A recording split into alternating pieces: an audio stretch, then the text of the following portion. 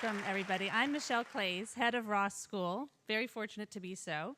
And I first want to welcome, of course, our graduates, very soon to be graduates, and all of their incredible teachers and administrators, and our wonderful founder and board, all here today. But mostly, I really want to welcome all of you, the family and friends who have come from around the corner and around the globe to share this with our graduating class.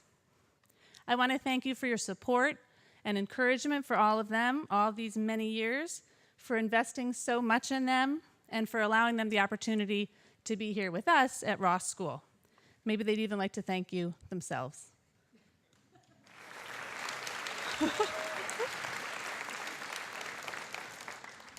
We didn't rehearse that, but they really mean it deeply. This is an exciting time at Ross School as we celebrate 20 years of innovation and global education and are opening ourselves up to students from every part of the world, and at the same time providing support to other schools around the globe. You're leaving us, even though I asked you not to, and you're getting ready to embark on 59 individual adventures. But while racing forward, I just want to encourage you to freeze time for a moment and take stock of what this year has offered up. Lessons you've learned and memories you'll carry with you that will really define your senior year for the rest of your lives. For example, right now you're all thinking, I learned about time management when I worked on my senior project. And that's important. You also learned a lot about yourselves as you went through the whole college application process.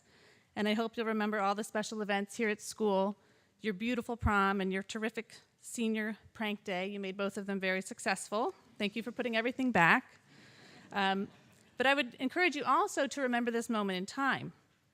Remember what happened your senior year. It can provide context for the rest of your life. For example, when I was a senior, and this is the part where you all get to date me, so there'll be a quiz at the end, DNA was used in crime scene investigation for the first time. I didn't get to watch CSI growing up. There was no such show.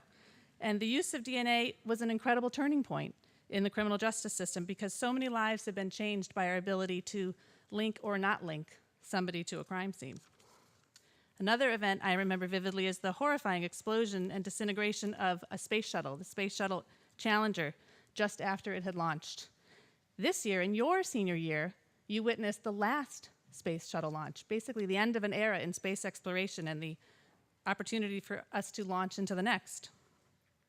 I also remember that my senior year was the first time since the development of modern optics that the world got a close-up peek at Halley's Comet, which was such a beautiful reminder of our place in the universe as curious observers, watching heavenly bodies go about their regular business. There are numerous events that stand out for me from your senior year so far. I'm still thinking about the 33 miners who survived for over 3 months underground in Chile and were rescued in October, and just the camaraderie that helped them all get through that situation, and then how incredible it was that millions of people all around the world watched their rescue live on computer screens. And then speaking of computers, in November, we had WikiLeaks, 250,000 American diplomatic cables, about half of which were confidential, causing all of us to reconsider so many ethical, practical, journalism and diplomacy issues. Quite memorably, starting in December, we've had the Arab Spring, with revolutions already in Tunisia and Egypt, and additional uprisings across North Africa and the Mideast, a region many of you have visited while here at Ross, and where a few of you even live. This is the beginning of reforms that you'll witness for years to come. It's a very exciting time. There have been numerous floods, tornadoes, and other natural disasters, reminding us of nature's sheer power over the past year, and possibly one of the most memorable for many of you will be the earthquake and tsunami in Japan. And again, some of you were there, and I have gray hairs because of that. And then, of course, the ongoing crisis at the Fukushima nuclear power plant, the effects of which are really still unclear. I actually remember the Chernobyl disaster from my own senior year. So these are just a few of the things that stand out for me, but you'll have entirely different world events that you'll remember. Maybe a royal wedding, maybe the last Harry Potter movies, or maybe that incredibly bad Friday video on YouTube that everybody made me watch. Or maybe Barcelona winning the UEFA Cup for the 4th time. This was your senior year, a unique year for you and for the world. I only hope you will quickly take stock of the present as you look forward to the future. And now it's my great honor to introduce our founder, Courtney Ross. 20 years ago, she and her late husband, Steve Ross, endeavored to create a meaningful educational experience for their daughter, Nicole, who was growing up in a new technological global era, and for all of her peers. And all I can say is, way to go. You've definitely done that. So please join me in welcoming Courtney Ross.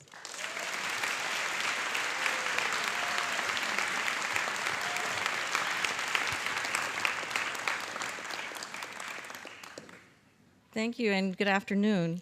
It's so nice to see so many family members. Every year, it's the room is more full. The students used to be down here, the graduates, and now it's really nice to have everyone on the stage together, the faculty and the students.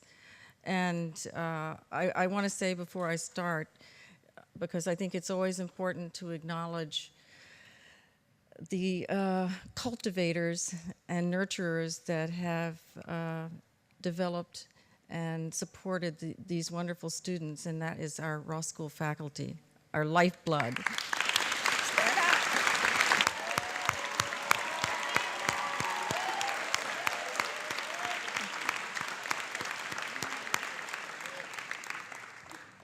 You're the best, and we love you.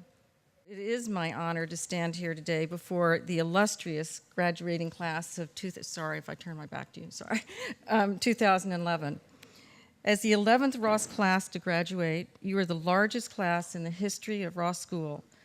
Among you stand 20 boarding students representing 10 countries, and I can't tell you how happy that makes me, because it was always a dream starting 20 years ago to build a global curriculum, and it was always a dream, like, what if you got a global curriculum? It's sort of like when we just had girls, and you thought, well, wait a minute, you can't just have enlightened girls, so it was a big discussion, should we have boys? And so we, of course, decided that you can't leave the girls alone, so we have to have the boys. And then we had boys, and now we have the last part of the dream was to have students from around the world, and we're so happy to have had your contributions and sharing with the students from our local East End of Long Island. This class, you're writers, philosophers, scientists, artists, actors, athletes, historians, and philanthropists. In your years at Ross School, we have taken great delight in cheering you on through wave after wave of triumphant accomplishments. You have achieved exceptional academic success, earning a reputation as one of the most studious and diligent classes we have known. Among you are a National Merit Scholar, 2 Presidential Scholarship nominees, and your distinctions have brought great honor to our faculty, administration, and board of directors, and first and foremost, to your families. Your passion and talent were so evident in your senior projects. You wrote a children's book, explored manga, crafted a beautiful guitar, created an online magazine. You emulated famous artists and musicians through original photography, compositions, and performances.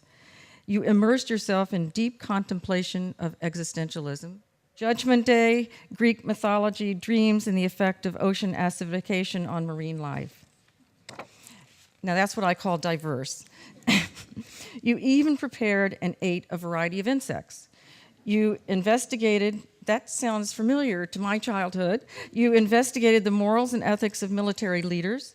You traveled abroad to study in Brazil, Cuba, Costa Rica, Amsterdam, and Tanzania. And I am proud that you have embodied our school motto, knowing thyself in order to serve, by aiding others through fundraisers, supporting diverse causes, such diverse causes as ranging from gospel music to tennis to education, to prostate cancer, and to water resources in Africa, and many more. Even after submitting your senior projects and receiving your college acceptances, you miraculously, and I will say miraculously because it's really a challenge to keep focused after you've accomplished your major concerns like senior project and getting into college. You overcame the lethargy of senioritis and continued working with your characteristic concentration and commitment through the end of the school year. Your athletic prowess has redefined the Ross community. Now we're in a very new era where you are building our reputation where students excel both in the classroom and on the court and on the fields. This year, both the boys and girls varsity tennis teams won their league championships. Furthermore, the boys tennis team finished the season undefeated for the second year in a row. Your class includes the first Ross athletes to have been recruited for college teams in tennis and in basketball. So now you're having to learn how to deal with success. This is a class that has taken on challenges and met with success in your endeavors. For this, I have great admiration and a sincere hope that this success shall continue to follow in your wake as your visions and hard work produce positive outcomes in the future. You are well positioned to take on the necessary risks and struggles life will bring you. No doubt your Ross education has prepared you well. However, with the pattern of successes you have individually and collectively achieved, it may be harder to accept the missteps and mistakes that await risk takers. The wider world awaits you, full of challenges and opportunities, both personally and on the global level. You and your planetary peers will need to have far-reaching ideas and the tenacity to manifest those ideas in order to forge a new planetary consciousness. With a myriad of challenges lying in wait, stasis is not an option for you. You are leaving Ross with a dual citizenship, both national and global. The obligations of global citizenry will require you to tackle increasing complexities by aligning yourselves with people and creating networks from many diverse areas of specialization. Your future will ask you to have courage and commitment. The inescapable challenges of this century will require each of you to move out of your comfort zone, and even with the best of intentions and circumstances, you might meet with failure. Forces are at work that may be beyond your control or imagination. Yet I want to assure you that failure, although strange and uncomfortable, is not to be feared. In fact, failure can be a powerful learning experience and a tool for growth if you focus on the lessons learned from those experiences. And even more importantly, how you use failure as a lens says a great deal about your character and augurs well for future accomplishments. My late husband, Steve Ross, was a corporate visionary who saw back in the mid-'70s where interconnectivity may take us all. Steve developed a firm conviction that the rapidly developing communication technologies were going to shrink the globe and blur boundaries, propelling us into a more complex, integrated, and interconnected era of globalization. He saw the potentiality of building relationships due to this interactivity. Now, that was in the early 70s, long before the internet. This vision has now been realized with the internet, people playing games around the world, sharing information to create a comprehensive online encyclopedia, and video chatting with others across the planet. Today's technology unites people from many different cultures and histories, coming together without geographic limitations. But with Steve's vision came the understanding that there would be a profound need for increased cultural awareness to serve as a foundation under these new relationships. Ross School, with its core of cultural history, is the result of Steve's and my partnership. The catalyst to create our musings was the birth of our daughter, Nicole. Out of our love for her and concern for future generations, like yours, Ross School was born, and now I know Steve must be watching and very proud to see his granddaughter, Sarah, graduate today. Many, many diverse thinkers and scholars and teachers have been invested for over 20 years in what you've experienced during your time here at Ross. In fact, we have formed an entire tribe of like-minded individuals to actualize our shared vision. Anthropologists talk about tribes as human social organizations based on smaller sets of bands united temporarily through the inspiration of common descent, language, culture, and ideology. Dr. Ken Robinson talks about tribes in a different way. In his new book, The Element, How Finding Your Passion Changes Everything, I feel a strong affinity for his concept of tribes as groups of creative, like-minded people who work together and push one another to new heights of accomplishment. In leaving Ross, you are not leaving our tribe. In fact, as you journey into life, you will be extending the tribe through your relationships and endeavors. We all look forward with great curiosity as to the new members who you will be asking to join. When you build your tribe or join other tribes, you need to think carefully about the qualities and the values you want to share with your tribesmen. Survey the external context, and then chart your internal course towards solutions that serve others and fulfill your mission. Mind the richness of your tribe. Tribal strength is rooted in the relationships between its members that encourages honest conversation, all of which pushes a collective project forward. With the right tribe, you can move ahead confidently and face any obstacle you may have. Over the past 20 years, I have taken risks and faced seemingly insurmountable challenges.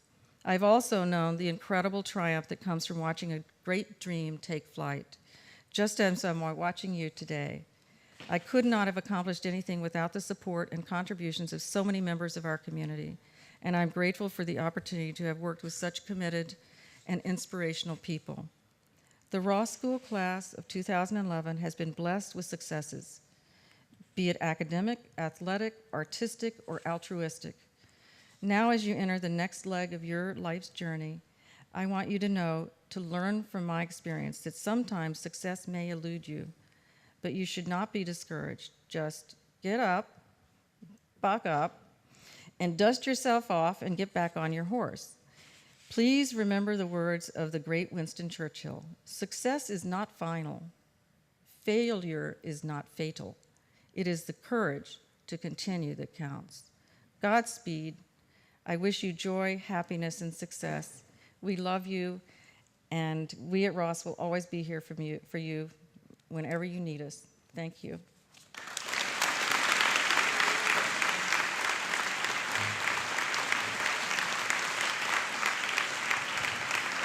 I'm so pleased today to have our graduation speaker with us. He's a longtime friend of Steve Ross and Courtney Ross, and several of us here have had the opportunity to meet him before. His example of service to the global community is pretty incredible, and I know you'll enjoy him today. So please just join me in welcoming Dr. Cahill.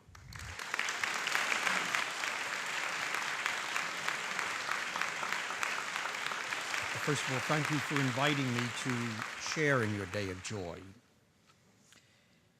To fulfill an ancient academic tradition, the graduation committee usually chooses a commencement speaker who is expected to offer some brief reflections on an aspect of your education, one that usually identifies the speaker and his life's work with the dreams and aspirations of young scholars as they go forth on their own journey. The motto of the Ross School, which I just heard about last week, of know thyself in order to serve, will be my theme. It evoked for me very fond memories of my own school days, taking me back to images of the Oracle of Delphi, the Temple of Apollo, of trying to understand the wisdom of Plato and Socrates, remembering the debt Western civilization owed to those philosophers and teachers who recognized that a stable state and society could only be realized if citizens lived together, helping each other. In my own Christian tradition, this philosophic approach evolved in the writings of Saints Augustine, Thomas Aquinas, and Ignatius Loyola. And most of our graduates today have already participated in local or international community service programs. You've helped build playgrounds and schools, distributed books and games, shared your talents with those less fortunate. But I hope you came home knowing you gained as much as you gave. I've spent a good deal of my life in refugee camps.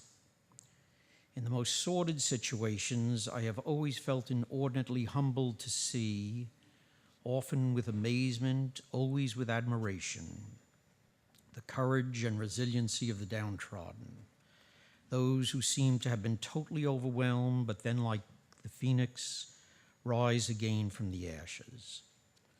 I have always returned, but in some important ways I never returned from refugee camps, grateful to have been allowed to participate in their valiant efforts. I have helped, even healed, many desperate victims in humanitarian crises. But in turn, they helped, healed, instructed, and changed me. I have been the recipient of their kindness. Those who had so little gave their meager supplies to me and on more than one occasion offered to protect me with their lives, for that is the obligation of a host in the remote Islamic lands that were for years my home.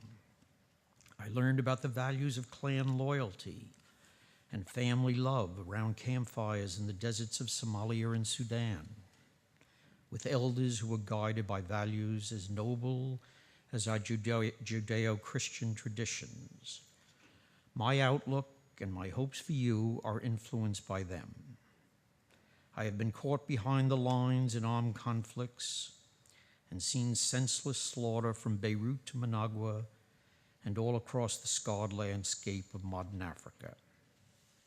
But somehow, in the twisted wreckage of war and in the squalor of refugee camps, the incredible beauty of humanity prevailed for me, as it does for most of those privileged to work in humanitarian assistance.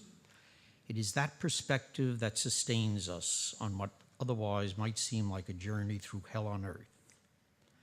Being dog dirty and exhausted was a very small price to pay for knowing one could slowly bring order out of chaos, hope out of despair, determination out of fear.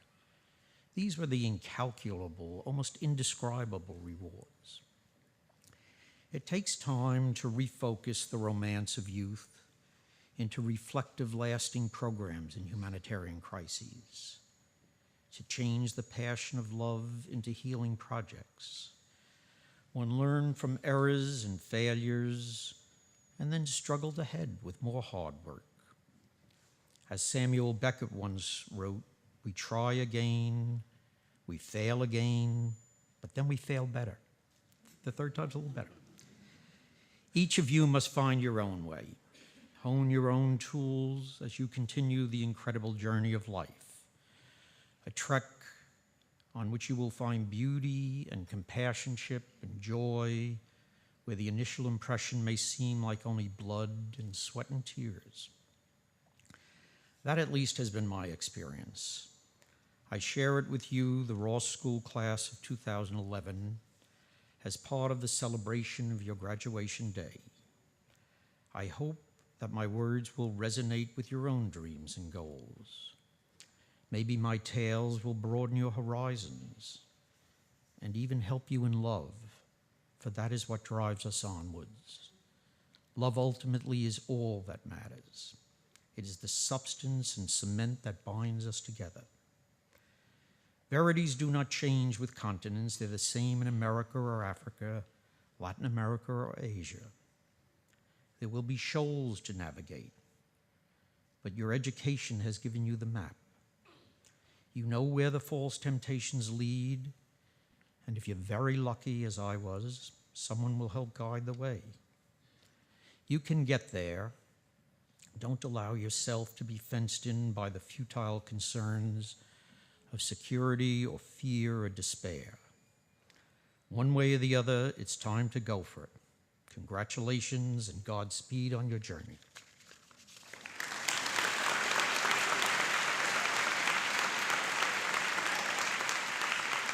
Our next speaker is a senior communications officer at the Roosevelt Institute and assistant editor for its blog New Deal 2.0, where she writes a weekly column on consumer debt called The Swipe. She is a writer and editor, and her pieces have appeared in The Nation, The Huffington Post, The Financial Times, and other outlets. I have very fond memories of jumping on a trampoline with her when she was a sixth grader. So from the class of 2002, please welcome Bryce Covert.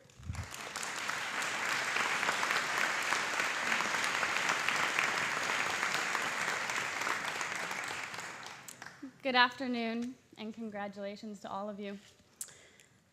There are some people who pick one path and go steadfastly down it, but I've followed a somewhat winding, unconventional trajectory since I graduated college. My first plan was to teach and write fiction on the side, engaging my twin desires to give back as well as work creatively. I took a 2-year job teaching first grade, which I really enjoyed, but I quickly learned that teachers don't actually have free time. Every teacher in this room is agreeing with me, whether they're nodding or not. So I never had time to work on my writing. I decided to leave and take an entry-level job as a financial investigative reporter. That position allowed me to develop my creativity through writing in a new way. I decided that I would work on political campaigns and blog on political topics in my free time as a way to keep giving back. But I again found out that trying to indulge passions during free time can lead to a schedule with nothing left over. During the Obama campaign, I didn't see any friends besides the ones also volunteering for all the months I spent traveling to Philadelphia to go door to door every weekend. I even had to play hooky from work in order to be there for the final push around Election Day. Although let me be clear, as our president himself might say, I don't advocate lying to employers, no matter your passions. I finally landed in my current job, where I write about political issues and edit materials for a progressive think tank. I'm able to use my writing and editing skills daily, while still engaging my desire to serve by working to build a new political system that works for the most vulnerable in our society. I also freelance longer pieces outside work hours. I just can't kick the habit of working on my free time. This job isn't my last stop, but I've gotten very close to figuring out the perfect mix of creativity and service. So what's my point? There are lessons I learned at Ross that have guided me through this zigzag trajectory. Never was I ever asked to narrow my interests, to specialize. I took wushu alongside photography, alongside Big Bang Theory, alongside creative writing, with some philosophy electives thrown in on the side. I traveled to Bangkok, Florence, London, to learn about their cultures and history. I went into a classroom 5 minutes away to help young kids put on a play. I created essays and animations and theatrical roles. Ross taught me to pay attention to every curiosity and interest and to cultivate all of them. I've never said no to myself, even if it meant being on many conflicting paths at once. But along with that had to come a sense of determination and perseverance. Ross makes many things available. It's up to the students to take advantage of them. It's a tough lesson to learn, but one I internalized early on. Many doors can open for me, but I have to turn the handle. No one came to me with the various jobs I've sought out. In each new move, I worked hard to track down the right position and go through the application process. Even volunteering can be competitive business in a city like New York. Along with that, I learned to keep developing myself. Learning at Ross was never an end, but a means. As I said before, I'm closer than ever to my dream job, but it doesn't mean I'm done working on my career and myself. I plan to keep striving to learn more skills, to find new ways to deploy them, and to keep pushing myself to do more. Ross teachers don't teach to a test, but aim to create an experience that lasts a lifetime. I'm still working on the lessons they taught me as I develop my career. And finally, I picked up some of my core values at this school. Creativity is engaged here in so many myriad ways, and it instilled in me a thirst to keep doing work that engages it. I tried new forms of expression, such as photography and animation, that wouldn't have been available to me anywhere else. I knew I would have to find a way to stay creative in the rest of my life. Meanwhile, know thyself in order to serve has echoed throughout my choices. I volunteered to teach reading to underserved kids and to fight for women's rights at Planned Parenthood. In my day jobs, if I wasn't teaching the next generation to think critically, I was registering voters for the first time. And if I wasn't doing that, I was telling the story of a woman who was laid off because of budget cuts. After my experience here, I could never be satisfied with a job that doesn't improve someone else's life in a meaningful way. You graduates sitting before me probably already know a lot of this, but it may not become really clear until you leave. There are fewer and fewer roadmaps the older you get, so the internal ones take on more significance. The map that Ross gave me has helped me stay true to myself no matter where I was, what I was doing, and why I was doing it. Thank you, and congratulations. So welcome, everybody. It's nice to see you. My job is really very simple today. What I want to talk about is just a couple of things, because we've been through a lot, all right?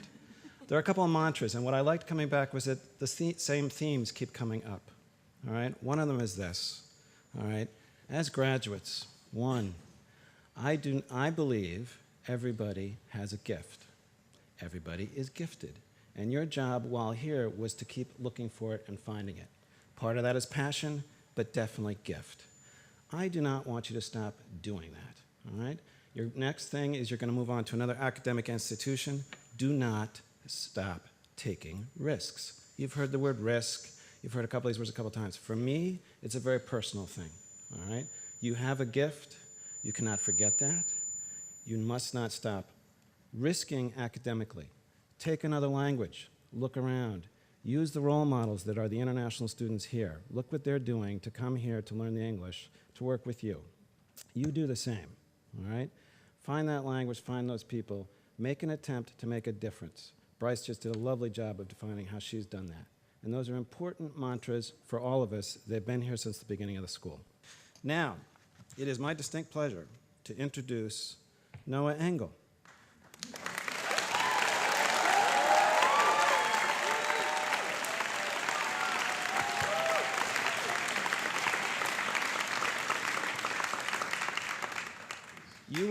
You will not find a kinder, more sensitive, giving young man on this campus or in this community or possibly in East Hampton, okay?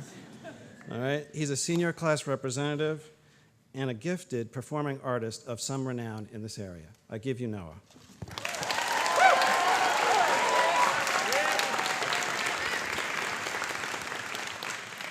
Hello, everyone.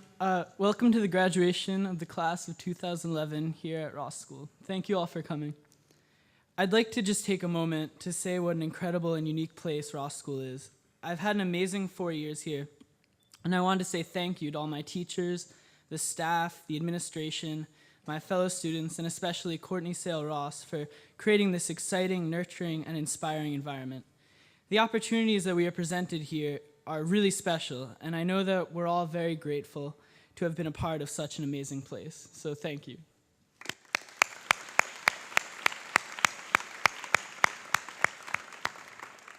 Now I'd like to introduce our first student speaker. J is for the jewelry that you wear. U is for the uniform that you have worn through high school. L is for limbo, which we learned about in 9th grade with Ford and Earl. I is for the island that you live on. E is for everything that you do. And T is for the tambourine that you found in the science room when I left it there. Please welcome our Speaker of the House, Juliet Garrett.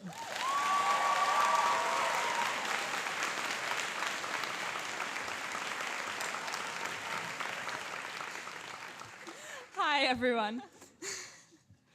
Wow, there's a lot of you. Welcome to the biggest day of our lives so far. Thanks for coming. This year has been, as any member of the class of 2011 can tell you, jam-packed with milestones for all of us. Somehow, though, it all seems to have gone by very quickly. We've come a long way from scrambling for highly coveted desks on the first day back to school this year, and further still from that bizarre overnight orientation trip most of us took at the beginning of 9th grade. I don't think any of us realized just how close we would become. I mean, really, what other grade could steal the Dean of Students' car? And get away with it? Do you know how much teamwork that takes? In all seriousness, though, we have come together to form what is, in my humble and unbiased opinion, a pretty awesome grade, and one that I am very proud to be a part of. When I was trying to figure out what to say in this speech, I came across a speech that Amy Poehler recently gave to the graduates at Harvard. One thing Amy Poehler said that stuck with me was that you should find a group of people that challenge and inspire you, spend a lot of time with them, and it will change your life. I have found that group of people, spent a lot of time with them, and it has, it's safe to say, changed my life. I realized that I had found that group of people, this group of people, when I was writing one of those many college essays earlier this year. This essay asked me to look in through a window at any environment that was particularly important to me and reflect on it.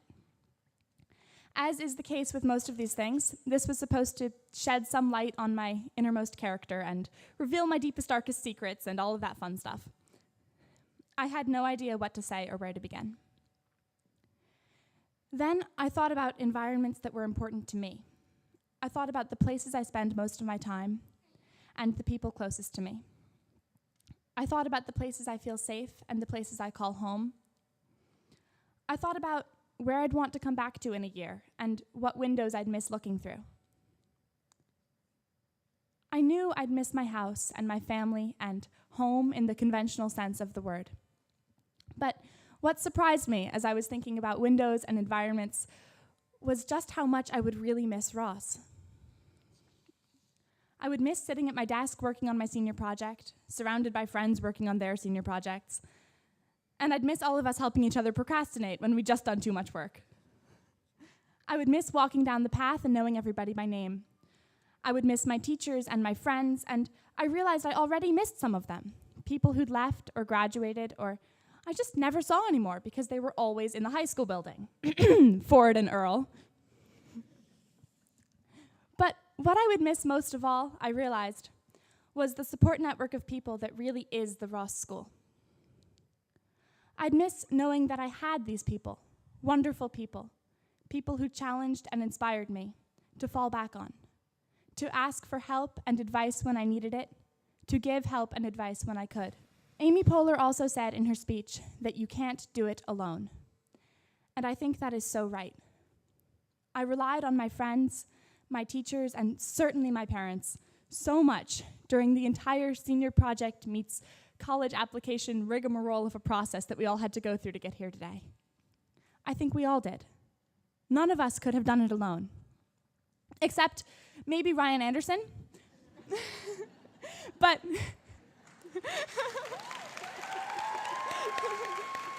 sorry, Ryan. But none of us could have done anything without him, so there you go.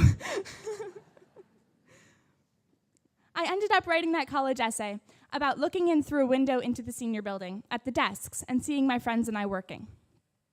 I talked about how we helped each other with our senior projects, how incredible these projects were, and how important my friends were to me. I talked about how thankful I was to have that experience and how much I'd miss it next year. I might have even used the word love. As we get ready to leave this school, this community, and for some of us, even this country, I think it's important to give thanks. I think it might even be important to use the word love. I think I speak for all of us when I say that despite some ups and downs, I have loved my time here. I have loved my teachers, and I have loved my friends. And I am so thankful to be graduating from this school with this group of people. So thank you. These friendships, like the desks we all just cleaned out, can only last in their present form a short amount of time. Next year, procrastinating our senior projects and being yelled at for dress code violations will be nothing more than fond, yet poignant memories. We will all have new friends, new classmates, and new teachers who hopefully will continue to challenge and inspire us. Most of us will have a little dorm room we call home and a different community our lives revolve around. I hope, however, that we will also continue to have the friendships we have now and membership to this particularly quirky little community. We can't do it alone, any of us. And even though we know next to nothing about what our lives will be like starting in about 2 months, I do know that we have a great group of people who will be there to support us and cheer us on. All of you in this room, thank you. F is for friend. A is for arachnids, which you kept as a pet. I is for integration. T for Tyrannosaurus Rex. And H is for humbles. Please welcome our next speaker, my fellow class representative, Faith Humbles. Thanks for coming out to celebrate such a big step in our lives. While writing the speech, I was under the impression that I had to somehow sum up 4 years of high school in 3 minutes, which seemed nearly impossible, but here it goes. Coming from a Catholic school, the Ross School was a breath of fresh air. I could wear makeup, I could immerse myself in different ideas, and nail polish wasn't the devil. Within the Ross School, I've met a lot of interesting people that constantly surprise me, and I'm gonna call some people out here. Lexi Kelly, who is the whitest person I know, but she knows everything about anything, and I definitely love her for that. Or Devin Lever, I don't know where she is, but Devin Lever, who can play any role in any play and sing any song to the best of her ability, which I'm jealous of. Or Ross Kadri, and this is very important. Okay. Ross Kadri, who made his pecs dance during field day while singing to My Girl. We definitely, as you can tell, we won that. And I would just like to say thanks to Ross for that. That was,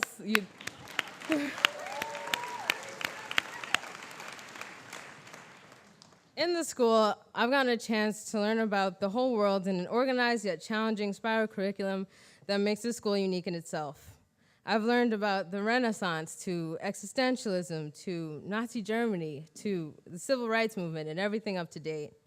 In electives like Model UN, we've had heated debates that determine whether the drinking age made sense, or if art should be censored, or if we really should allow a hobbit to take the ring to Mordor. And we came up with our own resolutions that said, yes, he can, as long as he's accompanied by an elf, a wizard, and a dwarf. But besides the amazing classes and my talented classmates, I think I'm going to miss the amazing teachers most of all. No more listening to Shelby's Huckleberry Finn impressions. No more stories about Earl's adventures with his He-Man sword. And no more teaching Miss Clark how to do the Soldier Boy. And even though she's not a teacher, I'm going to miss Marie laying down the law from wherever you are in the CWB.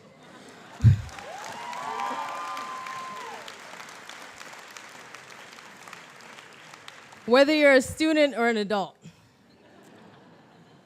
I wish I could take her in my suitcase, but she'd probably lecture me on why that'd be unsafe. And I don't think that the people in college would understand her antics. But anyway, either way, it's time to move on and take what we've learned here along with us on our journey through the rest of our lives. And even though we won't have urban to block every single site that might distract us, I think we'll be able to focus as we start shaping our own individual futures. Whether it's becoming a doctor or a CEO of a company or even a gas station attendant, I know we'll be the best in whatever we choose to do. So I'd like to say congratulations to the class of 2011. You all really deserve it. And I'd like to take a time to thank all the parents that smacked us in the back of the head, or maybe just my mother, as they helped us reach success. So today is the first day of the rest of our lives. Thank you so much. Class of 2011, we did it. L is for Lexi, who I recently roasted a chicken with. E is for excellent. X is for xylophone, because I couldn't find another word there. I is for the island that you also live on. And E is for the exclamation point that follows your name. Please welcome our final speaker, Lexi Kelly, exclamation point.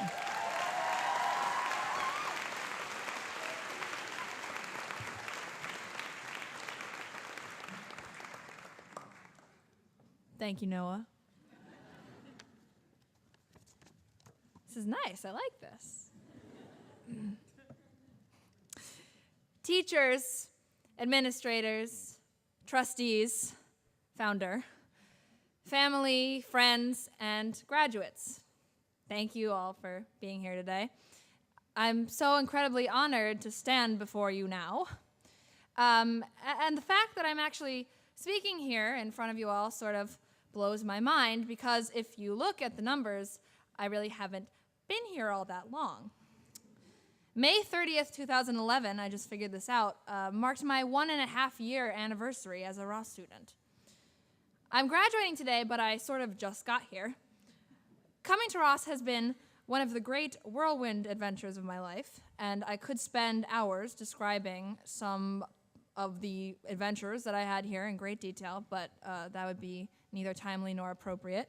And And truth be told, I really feel like I could stand to spend a little more time here. But when I was thinking about this speech, there was this one quote that kept rattling around in my brain. And Ford and Frankel have both warned me not to be overly metacognitive here.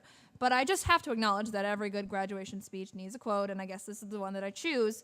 And it was a quote from the 2010 film adaptation of Ishiguro's Never Let Me Go, which by now, hopefully, all my fellow graduates will recognize as last year's summer reading.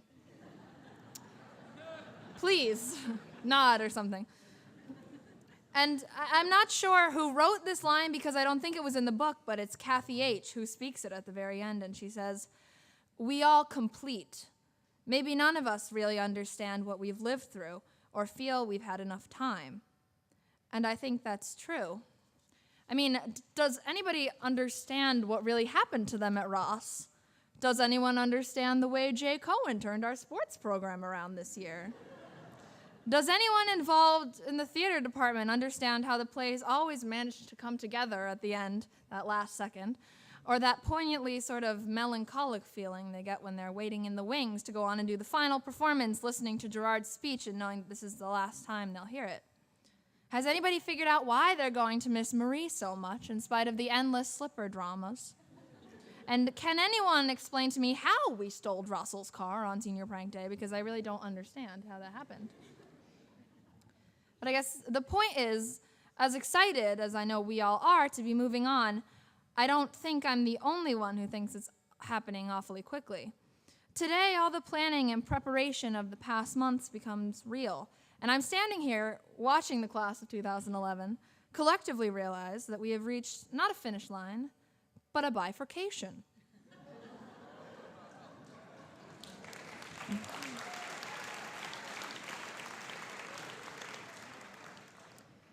And though we've all heard back from colleges or gotten jobs and found places to live far, far away from the East End of Long Island, none of us can really say what's coming next. And I think a lot of us are more frightened than we'd like to admit. But I think that we're ready. Ross has taught us how to think for ourselves. It's equipped us with a love of learning and the skills to meet the 21st century head-on, and a conscience that values regional organic sustainability over processed foods and processed ideas alike. But above all else, Ross has given us each other. This totally crazy, unique, strange, very strange, intellectual community of athletes and artists, scientists and writers, lighting designers, filmmakers, musicians out the wazoo, students and teachers and student teachers, folks hailing from localities as far-flung as Asia and Springs. I could go on trying to describe it, but it's ineffable, and that's the point, because that's the part that can really never be classified or fully understood, because there's something really magical about it. Graduates, look around you. Look each other in the eyes. Look at your roommates, your desk mates, your friends, your frenemies. Look at your teachers, your advisors, your mentors, senior project, and otherwise. You give each other strength. You have no idea how much strength you give these people on a daily basis just by showing up and being excited about school, about life, about being the weird, wacky, strange, very strange Ross kids that you are. I wonder if you'll ever know how much strength you give me, if you'll ever know how scared I was when I got here a third of the way into 11th grade following a family crisis and an unexpected move, how lost and confused I was, how burnt out and ready to quit I was. My good friend Julian Mardoyan Smythe once said to me that he thought my mind would be a really fun place to be, and he's right. I have fun with myself, but it's not all fun and games in there. It can be a little bit scary, but I mean, as Faith aptly pointed out, it's pretty white in there either way. So at the end of the day, there's that, which is nice.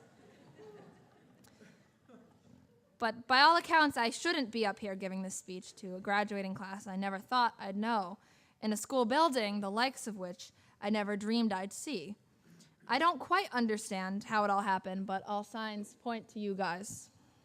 The way you all handled my entrance into the community a year and a half ago has given me tremendous strength and optimism and even faith in humanity.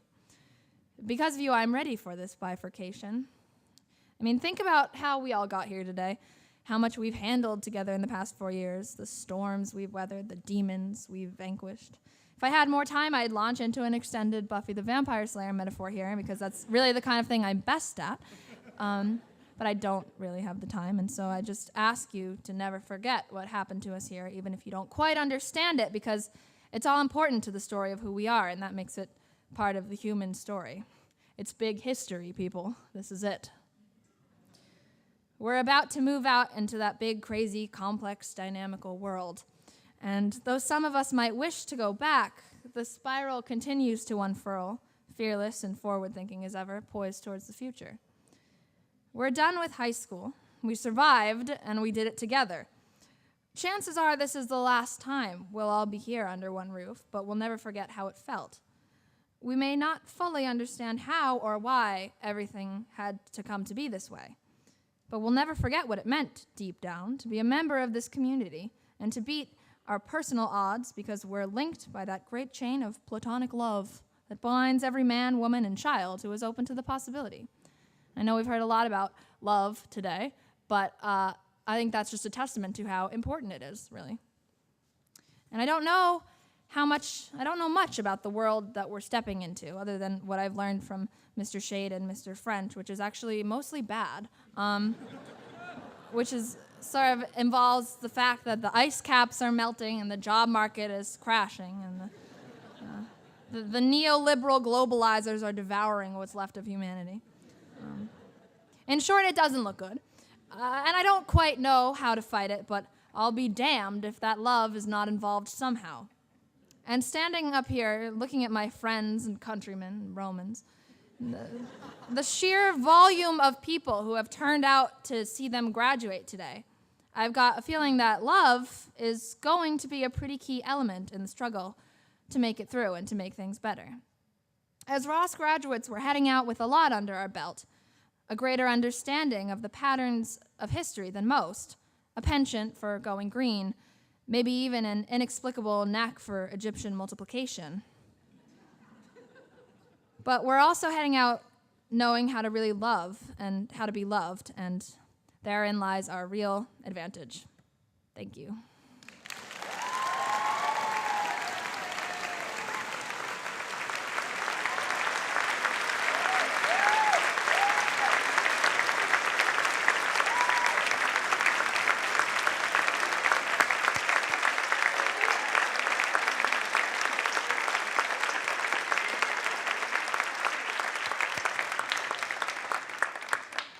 Once again, I think it's students 4, adults 0, but you did a fabulous job. All right, thank you.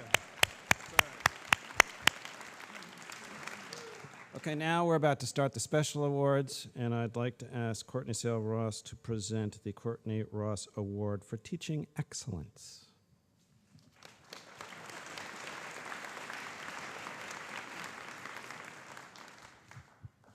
I'm like, Bill, I think we just turn graduation in the future over to the kids. They just do such a great job.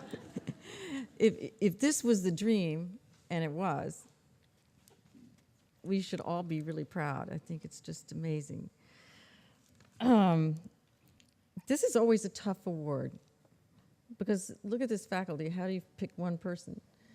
So each year it's always a difficult choice, but this year, this award's going to go to someone who's particularly passionate about the discipline that this person works in. This person is a terrific example to our students of what it means to be a lifelong learner. This particular person is deeply into science fiction, deeply respected by colleagues and mentors, adored by students, and I think maybe you might know by now that Gary Skellington needs to come up and pick his award up.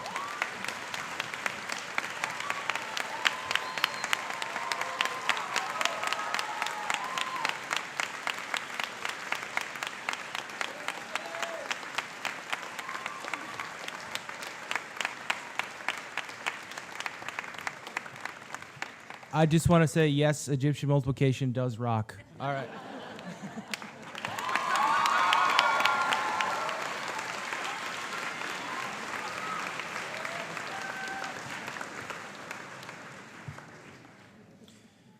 Okay, I'd like to ask Irene Tully to present the Ross School Board Overseers Award.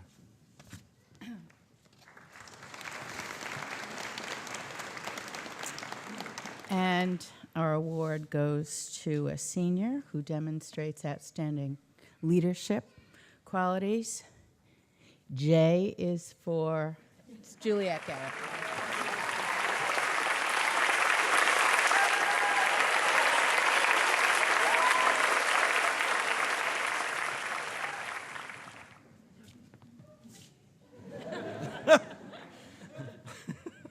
All right. I'd like to ask a good friend of the school, Anders Holst, to come up and give the Anders G. Holst Award.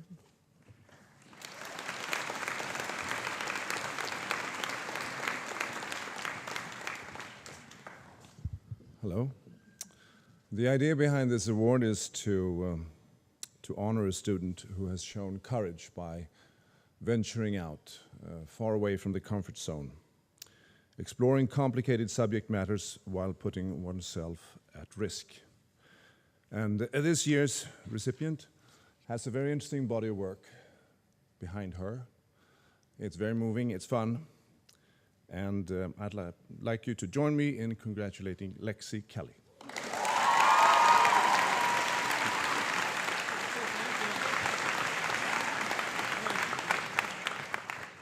Thank you, all.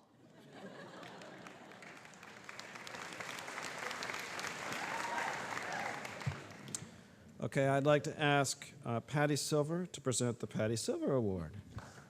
We've heard so much today about tribes and community and so on, and that is what this award is about. This award is in recognition of a senior who demonstrates outstanding integrity, honesty, and citizenship, not only in the Ross community, in the local community, but also hopefully and definitely in the global community. And this year's award goes to Noah Engel.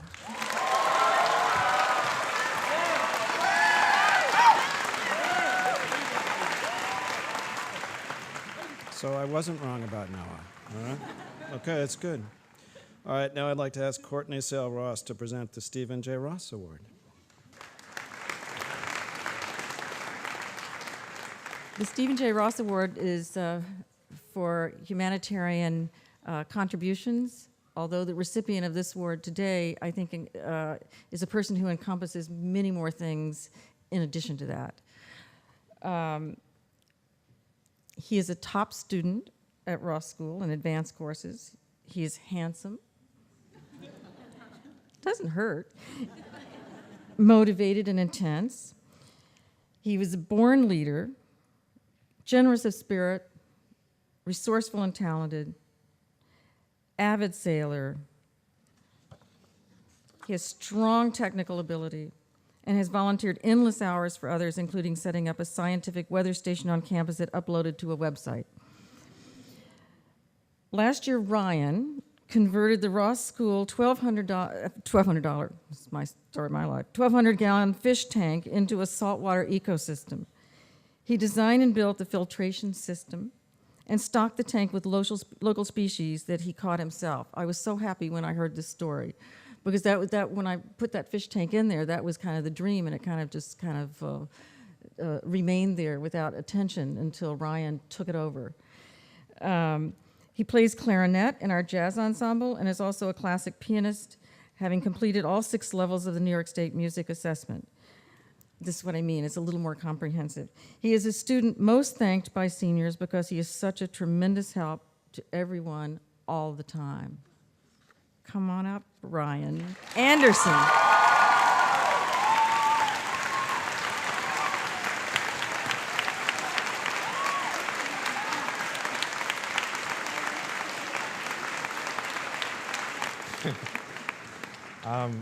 I don't know what to say, but thank you so much. I really appreciate that. You guys have, I don't know. Thank you.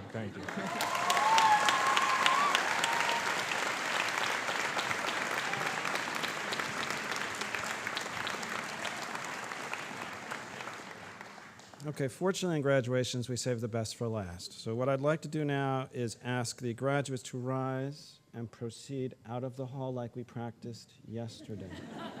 All right. Nicely done.